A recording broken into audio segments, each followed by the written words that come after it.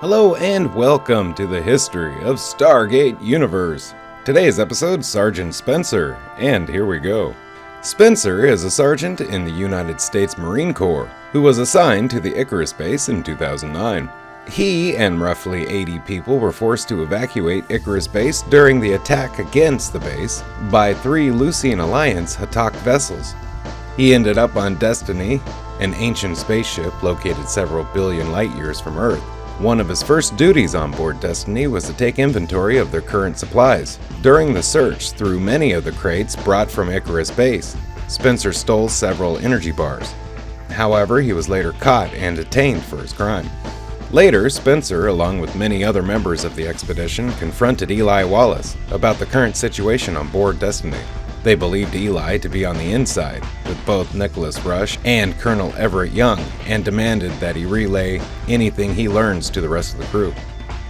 His name wasn't picked during a lottery to escape the doomed Destiny on board an ancient shuttle. He refused to accept his fate. He tried to rise the people up in a revolt against Young, but was quickly knocked out by Major Sergeant Ronald Greer before things escalated.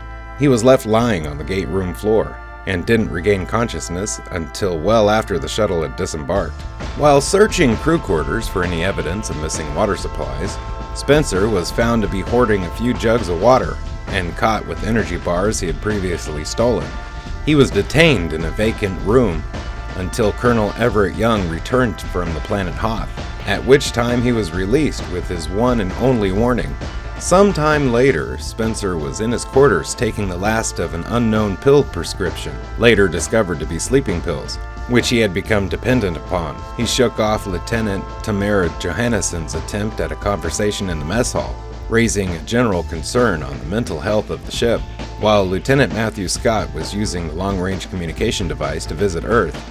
He assumed the duty of the leading physical fitness regime. His style was very abusive, especially to Dr. Jeremy Franklin, whom he belittled, and his extreme approach caused Franklin to become ill.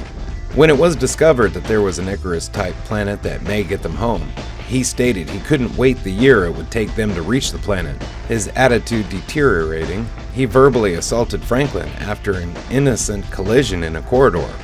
Fortunately, he was prevented from physically assaulting Franklin thanks to the quick intervention of Colonel Everett Young. When he failed to show up for duty one morning, Major Sergeant Ronald Greer went to Spencer's quarters to wake him, only to find that he had been shot in the head.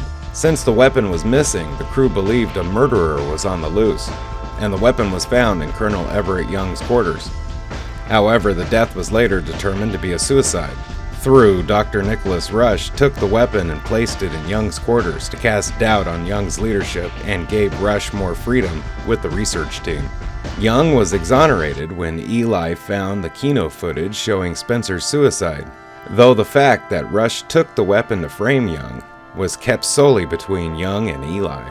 Hey, thank you for watching the history of Stargate Universe. Special thanks to the Stargate Wiki for all information you heard today.